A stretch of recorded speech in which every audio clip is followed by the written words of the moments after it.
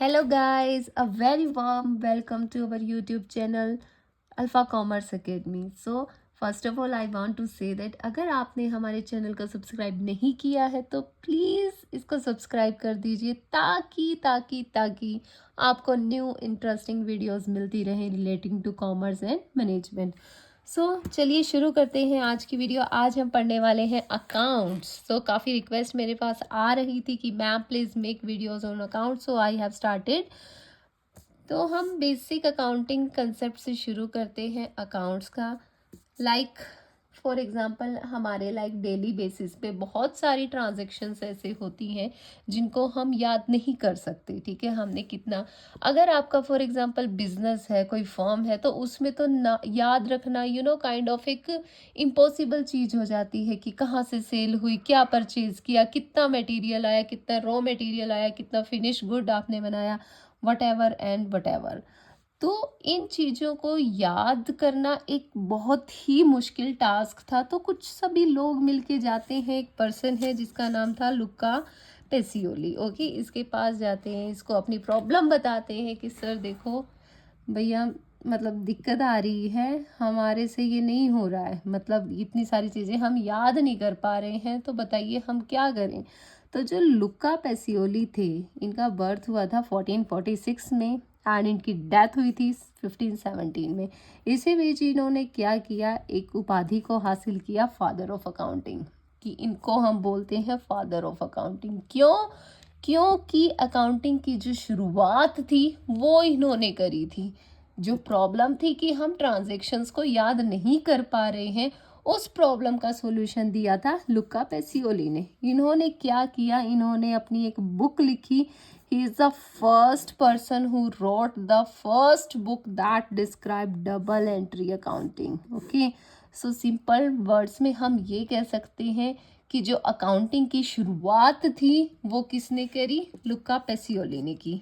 लेकिन अब हमारा इंडिया इतना तो महान था नहीं कि पूरे वर्ल्ड में जो चीज़ शुरुआत हुई और उन्होंने तुरंत की तुरंत अडॉप्ट कर ली।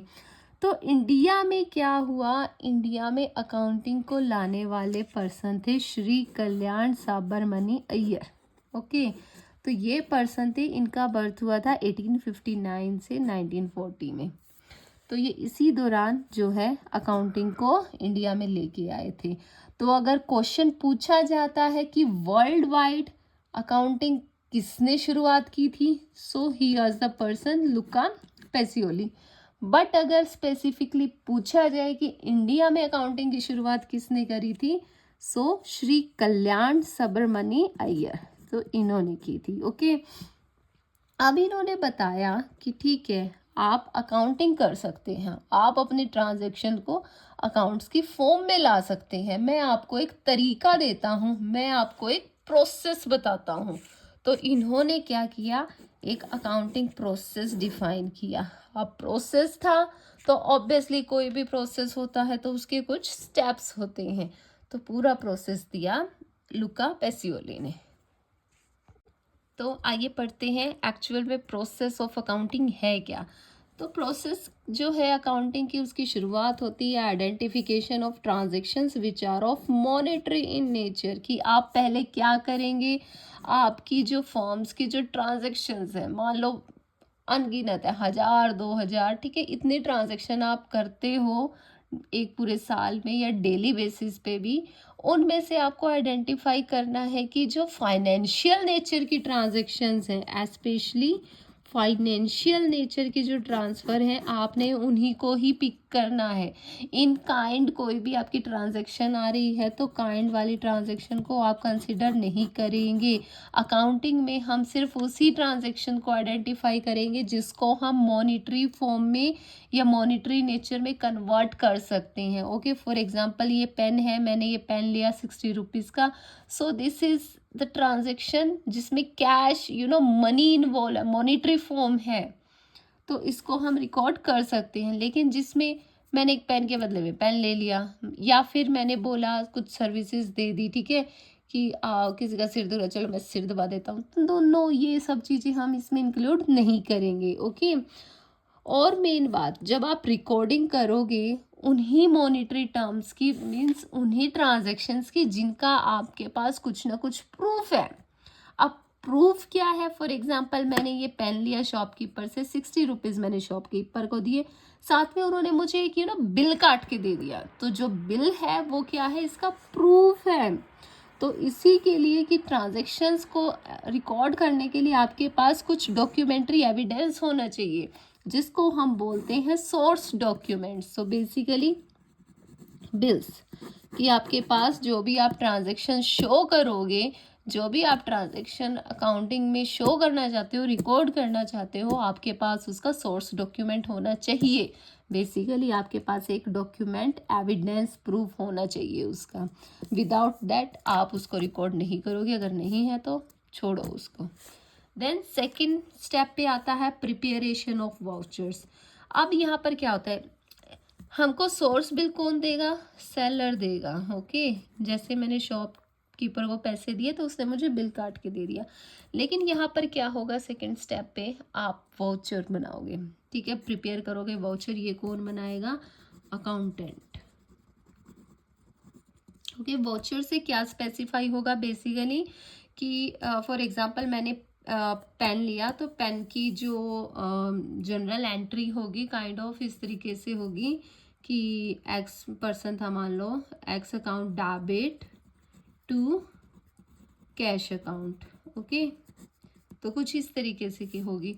तो इससे वाउचर से हमें स्पेसिफाई हो जाता है कि किस चीज़ को हमने डेबिट करना है और किस चीज़ को हमने क्रेडिट करना है। तो वाउचर में हमें ये पता लग गया कि जो अकाउंट है, एक्स पर्सन था, शॉपकीपर था, जो सेलर था, उसको हमने डेबिट करना है, और कैश जो है, जो पेमेंट हुई है, उसको हमने क्या करना है? क्रेडिट करना है। Okay, now comes at third step, that is recording in books of journal entry। Identify कर लिया आपने ट्रांजेक्शन्स को जो भी फाइनेंशियल नेचर की दी। ठीक है, वाउचर्स भी बना लिए आपने, आपको पता लग गया कि किस चीज़ को हमने डेबिट करना है, किस चीज़ को हमने क्रेडिट करना है। अब बारी आती है रिकॉर्डिंग की। रिकॉर्डिंग करते हैं हम ओरिजिनल एंट्री में। अब ओरिजिनल एंट्री बुक्स हमारे पास दो तरीके की होती हैं, basically general and subsidiary books. Okay, अगर ये डिपेंड करता है कि आपके जो बिजनेस का साइज है वो कितना बड़ा है। बिजनेस का साइज मीन्स कि ट्रांजैक्शंस कितनी होती हैं। अगर अगर अगर आपके ट्रांजैक्शंस जो हैं वो स्मॉल हैं, लेस क्वांटिटी की हैं, कम होती हैं, तो आप एंट्री करोगे जनरल बुक्स में। ओके, लेकिन जो आपके ट्रांजैक्शंस है वो बहुत ही ज़्यादा हैं, बहुत ज़्यादा आप लेन देन करते हो, तो आप ट्रांजैक्शन का मीन्स जनरल एंट्री करोगे सब्सिडरी बुक्स में। ओके, अब हमने जनरल एंट्री क्रिएट कर दी बेसिकली इस टाइप से। Then comes to classification, all entries which are recorded in journal और subsidiary book to respective account. यहाँ पर हम क्या करते हैं? बेसिकली क्लासीफाई करते हैं, जैसा ही नेचर है। मीन्स अगर कैश का है तो कैश बुक में हम लेके जाएंगे। ओके, कोई सेल्स का है तो सेल्स लेजर बनेगा एक, उसमें हम उसकी ट्रांजैक्शन करेंगे। मीन्स जितनी भी ट्रांजैक्शन हमने जनरल एंट्री में शो की, ओके, उनको हम क्या करेंगे? अलग अलग अकाउंट में सेपरेट कर देंगे। सेल्स वाली सेल्स अकाउंट में चली जाएंगी, ओके, परचेज वाली परचेज में चली जाएंगी। तो हर ट्रांजैक्शंस को हम इस तरीके से क्लासीफाई कर देंगे, और यहीं से हमें closing and balancing of account समझ में आता है। देन हमने क्लासीफाई कर दिया, मेरे पास पूरा रिकॉर्ड आ गया है कि सेल्स की मेरे पास ये है ट्रांजैक्शन हुई हैं, परचेज की ये हुई है, कैश की ये हुई है, क्रेडिट की ये हुई हैं। ओके, तो सारे अकाउंट्स मेरे ऐसे बन जाएंगे। फिर बारी आती है प्रिपरेशन ऑफ ट्रायल बैलेंस। यहाँ पर हम ट्रायल बैलेंस फॉर्म करते हैं। बेसिकली डेबिट साइड की ट्रांजैक्शंस को अलग लिख देते हैं और क्रेडिट साइड की ट्रांजैक्शंस को हम अलग कर देते हैं। तो बेसिकली एक टैबुलर फॉर्म, ओके, एक टैबुलर फॉर्म हम क्रिएट कर देते हैं, एक टेबल बना देते हैं जिसमें हम डेबिट की जितनी भी हमारी ट्रांजैक्शंस थी वो सारी सेपरेट लिखेंगे, और क्रेडिट की जितनी सारी ट्रांजैक्शंस थी हमारी वो सारी अलग से लिखेंगे। आफ्टर ट्रायल बैलेंस हमारी बारी आती है फाइनेंशियल स्टेटमेंट बनाने की। फाइनेंशियल स्टेटमेंट हमारे पास 3 तरीके की होती हैं। हम ट्रेडिंग अकाउंट बनाएंगे सबसे पहले, फिर बनेगा हमारा profit and loss account, then बनेगा हमारा बैलेंस शीट। ओके, जो एक और ख़ास बात, जो ये एंट्रीज़ हैं, ये वाली एंड बुक ओरिजिनल रिकॉर्डिंग तक, ये क्या होती हैं डेली बेसिस पे, ये डेली बेसिस पे रिकॉर्डिंग इनकी चलती रहती है। ओके, लेकिन जो ये ट्रायल बैलेंस है, ये फाइनेंशियल स्टेटमेंट है, ये बनते हैं ईयरली एंड पे। ओके, इनको आप साल के एंड में बनाओगे। तो फाइनेंशियल स्टेटमेंट में 3 अकाउंट बेसिकली हमारे बनेंगे, trading account, profit and loss account, balance sheet.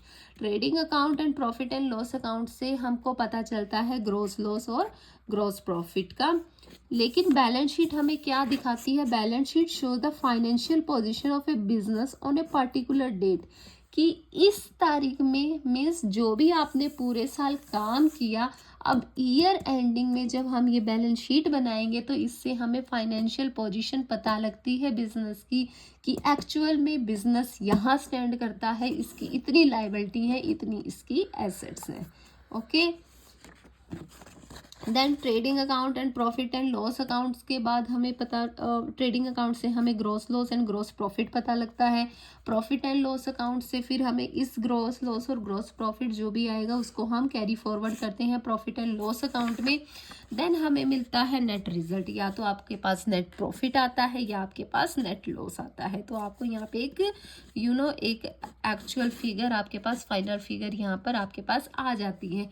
अब इस फिगर से हमें इंफॉर्मेशन गेट आउट करनी पड़ती है, क्योंकि एक जो अकाउंटेंट है वो तो समझ जाएगा कि ये कहाँ स्टैंड करती है फर्म, लेकिन जो और पर्सन्स हैं जिनका कुछ ना कुछ गुड फेथ है बिजनेस में, या तो वो चाहे इंटरेस्टेड पार्टीज हैं, यूजर है, बेसिकली 2 तरीके की इंटरेस्टेड पार्टीज होंगी, एक इंटरनल और एक एक्सटर्नल। इंटरनल पार्टीज वो होंगी जो डायरेक्ट इन्वॉल्व है बिजनेस के साथ, लाइक वो जानना चाहती हैं, एक्चुअल उनके पास राइट है कि फर्म्स के डॉक्यूमेंटेशंस पे कि फर्म किस पोजीशन पे लाई करती है, लाइक जैसे शेयर होल्डर, ओनर्स हो गए। बट जो एक्सटर्नल पार्टी है, लाइक गवर्नमेंट है, गवर्नमेंट को टैक्स चाहिए, तो उनको एक्चुअल फिगर चाहिए कि भाई आप हमें बता दो कितना आपका प्रॉफिट है, हम उस पर टैक्स लगा देंगे। तो इसीलिए इसी पर्पस को मीन्स अपनारी जो ये फिगर आती है इसको सिंप्लीफाई एक अंडरस्टैंडेबल फॉर्म में लाने के लिए हम करते हैं analysis and interpretation of financial statement. और ये कैसे होगा? ये वेरियस रेशियोज से होगा। हमारे पास बहुत तरीके की रेशियोज हैं, जैसे sales turnover ratios, okay, repo ratios and all that. And होगा cash flow and fund flow statement से, कि कितना आपके पास कैश का इनफ्लो आउटफ्लो हुआ, कितना आपका फंड्स का आउटफ्लो इनफ्लो हुआ, ओके एंड एक्सेट्रा। तो ये कुछ टूल्स हैं जिनसे हम एनालाइज करते हैं इस रिजल्ट को एक सिंपलेस्ट फॉर्म में, ताकि वो सबको क्या है अंडरस्टैंड हो सके। सो बेसिकली ये सारा प्रोसेस था कि पहले आप आइडेंटिफाई करोगे उन ट्रांजेक्शन्स को जो फाइनेंशियल नेचर की है, देन आप प्रिपरेशन वॉचर करोगे, देन आप रिकॉर्डिंग करोगे बुक्स ऑफ जनरल एंट्री में, इसमें हमारे पास जनरल एंड सब्सिडरी बुक्स आती हैं। देन क्लासीफाई करोगे किस में? लेजर की फॉर्म में। फिर आप ट्रायल बैलेंस बनाओगे, फिर फाइनेंशियल स्टेटमेंट बनाओगे, एंड लास्ट आप इंटरप्रेट करोगे। सो ये हमारा प्रोसेस था। Now we will understand actual what the term accounting is. हमने प्रोसेस पढ़ा तो वही सब है। देखो, accounting is the art of recording. हमने रिकॉर्डिंग करी किसमें? ओरिजिनल बुक्स ऑफ एंट्रीज में, जिसमें हमारे पास थे जर्नल एंड सब्सिडरी बुक। फिर क्लासीफाइंग किया, क्लासीफाई किसमें किया हमने? लेजर अकाउंट में, याद है?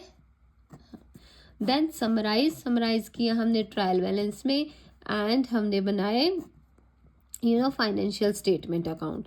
Then analysing and business transaction and interpreting the result thereof. फिर हमने उसको एनालाइज किया और इंटरप्रेट किया, और फिर उस रिजल्ट को हमने कम्युनिकेट किया। So basically accounting is the art of recording, classifying, summarising, analysing the business transaction and interpreting the result thereof. Okay, recording से लेके उसके आंसर को अच्छे से इंटरप्रेट कर देना ही क्या है? अकाउंटिंग है। और जो ये काम करेगा सारा, वो पर्सन क्या कहलाएगा? आपका अकाउंटेंट कहलाएगा। ओके, अब कुछ फीचर्स हैं अकाउंटिंग के। So basically accounting is a science as well as art. Science क्यों बोला हमने इसको, क्योंकि ये कुछ फैक्ट्स एंड साइंटिफिक फिगर्स पे, फैक्ट्स पे भी डिपेंड करती है। मीन्स इंस्ट्रूमेंटल वेरिफिकेशंस चीज़ों पे ये लाई करती हैं, एज वेल एज आर्ट। और आर्ट हम क्यों कहेंगे इसको, क्योंकि हम इसको आर्टिफिशियली रिप्रेजेंट करते हैं in financial statement account and, मतलब ये कला भी है। कला कैसे, जैसे हम इंटरप्रेट करते हैं, एनालाइज करते हैं एक बड़ी फिगर को छोटी फिगर, मतलब क्रक्स फिगर में लाने के लिए।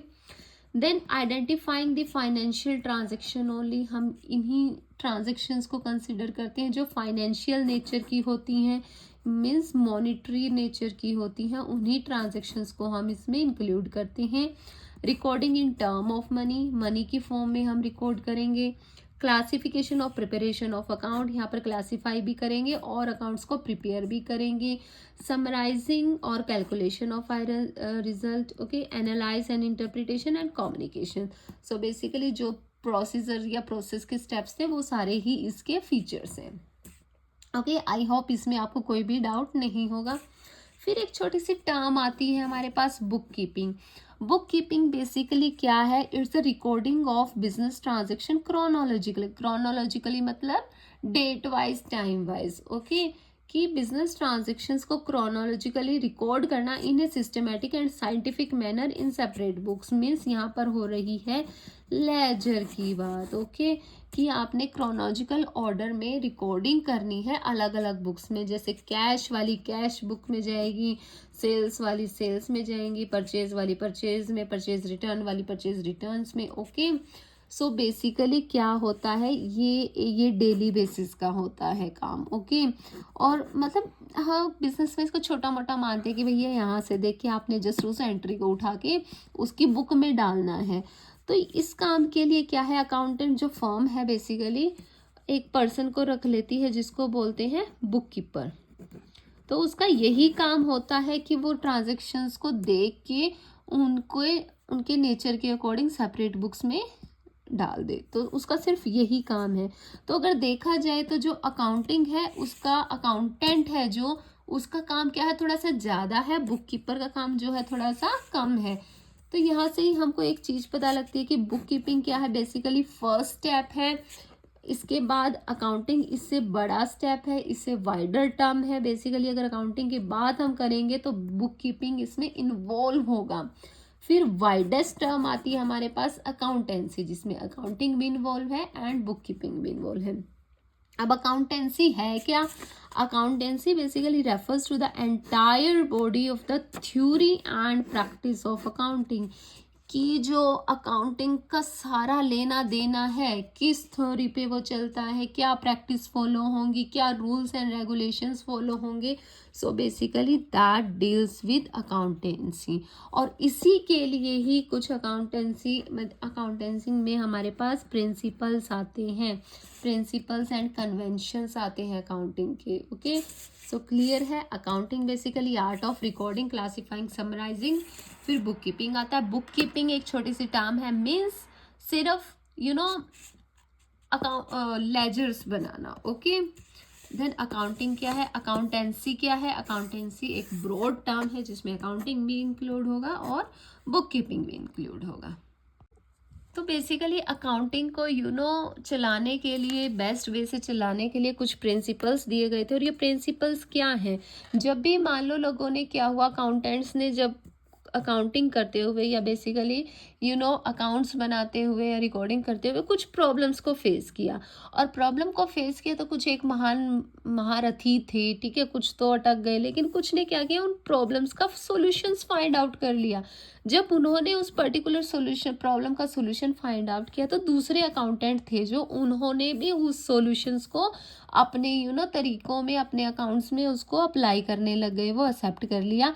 उससे वो क्या बन गए, रूल्स बन गए। उन्होंने उसको फिर रूल्स का नाम दे दिया कि भाई अगर ये प्रॉब्लम आती है तो आप ये वाला रूल फॉलो कर सकते हो। और जब ये रूल वर्ल्डली या यूनिवर्सली एक्सेप्ट हुए तो उनको नाम दे दिया गया प्रिंसिपल्स। सो बेसिकली प्रिंसिपल्स क्या है, एक set of rules and regulations है, क्यों, जो यूनिवर्सली अडॉप्टेड है और वो आए कहाँ से, वो प्रॉब्लम से आए। किसकी प्रॉब्लम से? अकाउंटिंग की प्रॉब्लम से। ओके, तो ये प्रिंसिपल्स को गार्ड करती है एजेंसी, जिसका नाम है gap generally accepted accounting principle, हम इसको बोलते हैं। अगर आप यूजीसी नेट की तैयारी कर रहे हैं तो प्लीज़ आप इसको देख लीजिएगा, क्योंकि क्वेश्चन पेपर में कई बार, 2 बार तो मैंने सेम क्वेश्चन देखा है यूजीसी नेट में कि इसकी फुल फॉर्म आई होती है। वो क्वेश्चन ऐसे दे देता है कि जनरल एक्सेप्टेड अकाउंटिंग प्रिंसिपल्स या जनरली अकाउंटिंग एक्सेप्टेड प्रिंसिपल, वो आपको 4-5 ऐसे लाइन दे देगा और बताना पड़ेगा कि इसका एक्चुअल क्या है, एब्रीवेशन क्या है। ओके, तो आप ये ध्यान से देख लीजिएगा। तो प्रिंसिपल्स बेसिकली क्या है, जैसे हमने देखा कि लोगो द्वारा बनाए गए हैं, उनके कुछ प्रॉब्लम्स आई और उन्होंने सॉल्यूशंस को फाइंड आउट किया। तो इसके नेचर है, बेसिकली कह लो कि फीचर्स है प्रिंसिपल्स के। तो क्या है? Uniform set of rules and regulation, means कुछ रूल्स एंड रेगुलेशंस हैं जो यूनिवर्सली फॉलो किए जा रहे हैं। ओके, ये मैन मेड है। हमने देखा है कि जो अकाउंटेंट थे उनको प्रॉब्लम फेस हुई और उन्होंने उस चीज़ को सॉल्यूशन निकाला। तो ये क्या है? मैन मेड्स है। नॉट स्टैटिक, मीन्स ये फिक्स्ड नहीं है, ये चेंज भी हो सकते हैं, न्यू इन्वॉल्व भी हो सकते हैं इनमें प्रिंसिपल, और माइनस भी हो सकते हैं, क्योंकि ये टाइम टू टाइम, यार हमें नहीं पता कब कौन सी प्रॉब्लम सामने आ जाए, कब कौन सी ट्रांजेक्शन को लेके कोई नई प्रॉब्लम सामने आ जाए। तो ये कीप ऑन चेंजिंग, ये चेंज हो सकते हैं। अब देन जो एक एक्चुअल, एक नॉर्मल, मीन्स जो एक अकाउंटिंग प्रिंसिपल है, वो बेसिकली 3 चीज़ों पे डिपेंड होता है। उसमें रेलेवेंसी होनी चाहिए, मीन्स जो भी इंफॉर्मेशन वो प्रोवाइड कर रहा है वो यूजर्स के लिए क्या है? वैल्यूएबल होनी चाहिए, यूजफुल होनी चाहिए। देन ऑब्जेक्टिव, मीन्स कि वो फ्री फ्रॉम पर्सनल बयास होना चाहिए, वो रेशनल होना चाहिए। Then feasibility, applied without undue complex. Okay, so principles में बेसिकली हम 2 चीज़ें पढ़ेंगे। हमारे पास कुछ कंसेप्ट्स हैं एंड कुछ हमारे पास कन्वेंशंस हैं। ओके, तो अब बारी आती है अकाउंटिंग कंसेप्ट्स की। अकाउंटिंग कंसेप्ट्स को हम अजम्पशंस भी बोलते हैं। ये बेसिकली क्या है? ये रिजिड नेचर के होते हैं थोड़े से।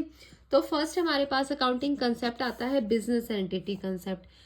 इस कंसेप्ट में बोला जाता है कि बिजनेस अलग है, मीन्स बिजनेस की जो आइडेंटिटी है वो अलग है और उसके ऑनर की आइडेंटिटी है जो है अलग है। इसीलिए आपने देखा होगा कि जो फर्म होती है उसका अपना एक नाम होता है। वो इसी कंसेप्ट के थ्रू होता है कि हम बिजनेस को क्या है, उसके ऑनर से नहीं मानते। ऑनर अलग काउंट होगा, ऑनर की एक अलग आइडेंटिटी है एंड बिजनेस जो है आपके बिजनेस की एक अलग आइडेंटिटी है, सेपरेट लीगल एंटिटी है। देन मनी मेजर कंसेप्ट, इसमें बेसिकली क्या है, हमने जैसे पढ़ते हैं यानी कि फाइनेंशियल ट्रांजैक्शंस को ही हम कंसीडर करेंगे। मीन्स ऐसी ट्रांजैक्शंस जो मनी की फॉर्म में कन्वर्ट हो सकती हैं या मनी रिलेटेड है। Then going concern concept, means हम ये मान के नहीं चलते कि भाई ये बिजनेस है जो बस 2 साल चलेगा या 3 साल चलेगा। हम ये मान के चलते हैं, अज्यूम करके चलते हैं कि जो बिजनेस है कीप ऑन गोइंग, मैन में कम मैन में go but business keeps on for ever, कि हम ये मान के चलते हैं क्योंकि जो बिजनेस है इसकी परपेचुअल लाइफ है, ज़्यादा लाइफ है, ये चलता रहेगा। Then accounting period concept, means हम एक अकाउंटिंग पीरियड कंसेप्ट के अकॉर्डिंग चलते हैं कि 1 अप्रैल से लेके 31 मार्च तक हम मानते हैं कि ये हमारा अकाउंटिंग पीरियड है। हम इस अकाउंटिंग पीरियड में अपनी सारी ट्रांजैक्शंस को रिकॉर्ड करेंगे और लास्ट में हम अपने अकाउंट को क्लोज करेंगे। बेसिकली यहाँ पर हम अकाउंट्स प्रिपेयर करेंगे। ओके, देन कॉस्ट कंसेप्ट और हिस्टोरिकल कॉस्ट कंसेप्ट ये बोलता है कि आप ट्रांजैक्शंस जब रिकॉर्ड कर रहे हैं तो जो भी चीज़ है आपने जिस अमाउंट पे खरीदा आप वही अमाउंट इसमें शो करोगे।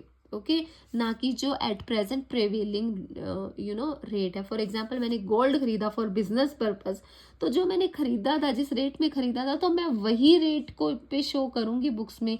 ये नहीं कि अब नेक्स्ट टाइम इतना हो जाएगा या कुछ इतना हो जाएगा, no. Then dual aspect concept, ये कंसेप्ट बोलता है कि asset is equal to liability plus capital. Okay, कि कोई भी ट्रांजैक्शन है उसका 2 जगह पे आपका इफेक्ट पड़ता है, एसेट्स में या लायबिलिटी पे, दोनों पे। देन आता है रिवेन्यू रिकॉग्निशन कंसेप्ट। ये बोलता है कि आप जब सेल हो गई, आप वो तभी के तभी उसको रिकॉर्ड करोगे, कि ऐसा नहीं है फॉर एग्जांपल मैंने जब मीन्स जब आपकी प्रोडक्ट की या गुड्स की ओनरशिप ट्रांसफर होगी, आपके पास पैसा आया नहीं आया, that is a different thing. लेकिन अगर ओनरशिप ट्रांसफर हो गई है, आपने वो गुड्स दूसरे पर्सन को दे दिया है, तो आप उसको रिकॉर्ड करोगे ही करोगे। मैचिंग कंसेप्ट बोलता है कि आप जो अपने इस साल का डाटा है, आप पिछले साल से भी यू नो वेरीफाई करेंगे, मैच करेंगे, इसीलिए हम कैरी फॉरवर्ड या कैरी कुछ टर्म्स आगे आती हैं वो आप पढ़ोगे, वो यूज़ करते हैं। फिर हमारा आता है एक्रूअल कंसेप्ट की जितने भी ट्रांजैक्शन आप इनको अक्रूड बेस पे करोगे, बेसिकली ये इसको कॉन्ट्राडिक्ट कर रहा है। एक्रूअल बेसिक क्या है, एक्रूअल कंसेप्ट क्या है कि जब आपके पास पैसा आ जाए आप उसको तब करो। Then objective concept, only objective information आपने अपनी शो करनी है, आलतू फालतू चीज़ें नहीं शो करनी है कि हमारा ये लॉस हो गया या हमारा ओनर था जो डिप्रेशन में चला गया तो उसकी वजह से हमें लॉस हो गया। नो, ओनली ऑब्जेक्टिव चीज़ें जो ऑब्जेक्टिव हैं, यूजफुल है, मीनिंगफुल है, आप उन्हीं ट्रांजेक्शन्स को अपने अकाउंट्स में डालोगे। तो ये कुछ हमारे कंसेप्ट थे। अब आती है अकाउंटिंग कन्वेंशंस की बारी। कन्वेंशंस में हमारे पास 4 कन्वेंशंस आते हैं। First one is convention of full disclosure, means नाम से ही क्लियर है कि फुल डिस्क्लोज करो। आप अपने अकाउंट में कुछ भी छुपाओगे नहीं, आपने सब ट्रांजेक्शन, चाहे आपको लॉस हो रहा है चाहे आपको बेनिफिट हो रहा है, you have to show the correct figure in your accounts. Okay, then convention of consistency, ये बोलता है कि जो अब नॉर्मल लॉसेस हैं आप उनको तो शो करोगे, लेकिन जो गेन्स है आप उनको उनके लिए कुछ भी एक उनको शो आउट नहीं करोगे। देन कन्वेंशन ऑफ कंजर्वेशन और प्रूडेंस मीन्स, सॉरी मैंने उल्टा बोल दिया, this was convention of consistency means आप अपना जो भी फॉलो अप करोगे, जो भी मेथड फॉलो अप करोगे वो कंसिस्टेंट होना चाहिए। ऐसा नहीं है कि इस साल आपने कोई और मेथड अप्लाई किया अकाउंटिंग का, नेक्स्ट ईयर आप कोई और करोगे। नो, आपके मेथड्स क्या है, कंसिस्टेंट होना चाहिए, क्योंकि तभी हमारे पास जो है एक्चुअल फिगर निकल आएगी। फॉर एग्जाम्पल सिंपल मेथड लेके चलते हैं कि एक साल आपने एवरेज बेस पे निकाल दिया, दूसरे साल आपने टोटल अमाउंट पे निकाल दिया, तो आप इनमें कंपेयर नहीं कर सकते हो कि अगर दोनों मेथड, दोनों सालों के मेथड जो है आपके सेम होंगे तो ही आप एक प्रॉपर मैच आउट कर सकते हो। कन्वेंशन ऑफ कंजर्वेटिज्म और प्रूडेंस यही बोलता है कि अब नॉर्मल लॉसेस के आप क्या है मेंटेन करके चलोगे, उनको शो आउट करोगे, लेकिन गेन्स को, जो गेन्स आपको लग रहे हैं होने वाले हैं बट अभी हुए नहीं, तो आप उनको शो आउट नहीं करोगे। ओके, लेकिन अगर आपको लगता है कि ये लॉस होगा ही होगा, होने वाला है, तो आप उसको तो शो करोगे। Then convention of materiality, only materialistic चीज़ें ही आप शो करोगे, आलतू फालतू की चीज़ें आपने शो आउट नहीं करनी। तो ये कुछ हमारे कंसेप्ट थे और ये कुछ कन्वेंशंस थे। सो बेसिकली क्या है, ये प्रॉब्लम्स थी जो जिनके सॉल्यूशंस लोगों ने फाइंड आउट किए, दूसरे अकाउंटेंट ने फिर उनको फॉलो किया, और ये हमारे पास कुछ रूल्स एंड रेगुलेशंस बन गए जिनको हमने नाम दे दिया कि accounting concept and conventions. Okay, that's all for today. So basically हमने आज की क्लास में पढ़ा बेसिक अकाउंटिंग कंसेप्ट क्या होता है। ओके, इसको लाया कौन था, लुका पैसिओली था जो इसको लेके आया था। फिर हमने प्रोसेस पढ़ा, प्रोसेस के बाद हमने देखा कि अकाउंटिंग क्या है, इसके फीचर्स क्या है, and then accounting concept and convention. So thank you. अगर आपको कोई ऐसा स्पेसिफिक टॉपिक है यू वांट, काइंडली कमेंट में आप हमको टाइप करके बता सकते हैं कि आप मैम आप इस टॉपिक पे वीडियो बनाए, तो I will surely make it. Thank you.